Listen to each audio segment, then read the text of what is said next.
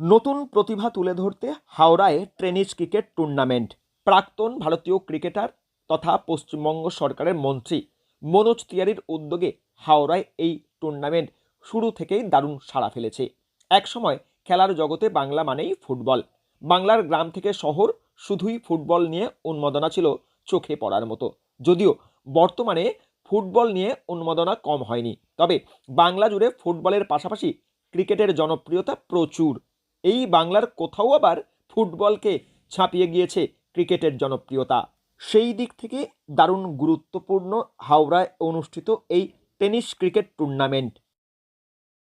এটা বড় একটা মাপে করানো হয়েছে। মেসেজটা এইটাই কি বিশেষ করে যেই ছেলেগুলো আজকালকার দিনে তোমরা দেখো, আমরা সবাই চোখের সামনে দেখি যে মোবাইল নিয়ে বেশি সময় কাটাচ্ছে, তাদের কাছে একটা একটা মেসেজ দেওয়া।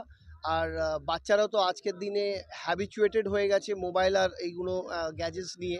বাট আমি তাদের মা বাবাকে একটা মেসেজ দিতে চাই, যেন মা বাবা একটু স্ট্রিক্ট হোক।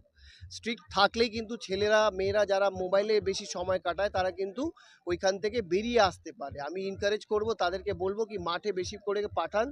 কেন মাঠে এলেই কিন্তু অনেক রকমের বেনিফিটস পাওয়া যায়, হেলথ থেকে শুরু করে মানে ফুল ফিটনেস ভালো হয়ে যাবে। দফতর আমাদের অরূপ বিশ্বাস স্যার সবসময় আমাদের অ্যাথলিটসদের আমাদের প্লেয়ারদেরকে এগিয়ে রাখে, সবসময় যা দরকার পড়ে সেই জিনিসগুলো করায়। আমাদের রাজ্য সরকারের পক্ষ থেকে বিভিন্ন একাডেমি তৈরি হয়েছে।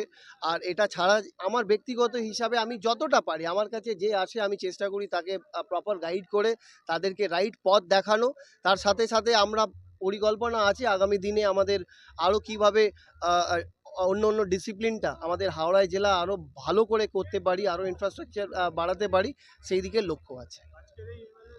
আমি আনন্দ পেয়েছি কি এত সংখ্যার মধ্যে মানুষরা এখানে এসেছে, এখনও বিভিন্ন টিম এইখানে অংশগ্রহণ করেছে।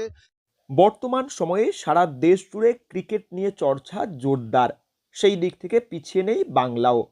সারা বিশ্ব জুড়ে দারুণ সুনাম কুড়িয়েছে ইন্ডিয়ান প্রিমিয়ার লিগ অর্থাৎ আইপিএল। ক্রিকেটার সহ বিশ্বের বিভিন্ন প্রান্তের ক্রিকেট প্রেমীদের নজরে এই প্রিমিয়ার লিগ। এর পাশাপাশি 2024 সালে ভারতবর্ষে স্টেট প্রিমিয়ার লিগ অর্থাৎ আইএসপিএল অনুষ্ঠিত হলো। টেনিস প্রতিভা তুলে ধরতে প্রথমবার দারুণ সাড়া ফেলেছে। আর ঠিক সেই টুর্নামেন্টের পাশাপাশি হাওড়ায় এই টেনিস টুর্নামেন্ট দারুণভাবে সাড়া ফেলেছে টেনিস ময়দানে নতুন প্রতিভার খোঁজে। আমি মনোজকে অভিনন্দন জানাবো। ও তো ভারতীয় দলের প্রাক্তন তারকা, ক্রিকেটের প্রতি ওর ভালোবাসা সব থেকে বেশি। তো আমি যেটা বলছিলাম যে আমরা সব জায়গায় তো এমএলএ কাপ ফুটবলকে ঘিরে হয়, এখানে তো আমরা দেখছি এমএলএ কাপ ক্রিকেটকে ঘিরে হচ্ছে, যেহেতু ক্রিকেট থেকেই ওর উঠে আসা। আজকে মনোজ তিওয়ারি হয়েছে ক্রিকেটের জন্য।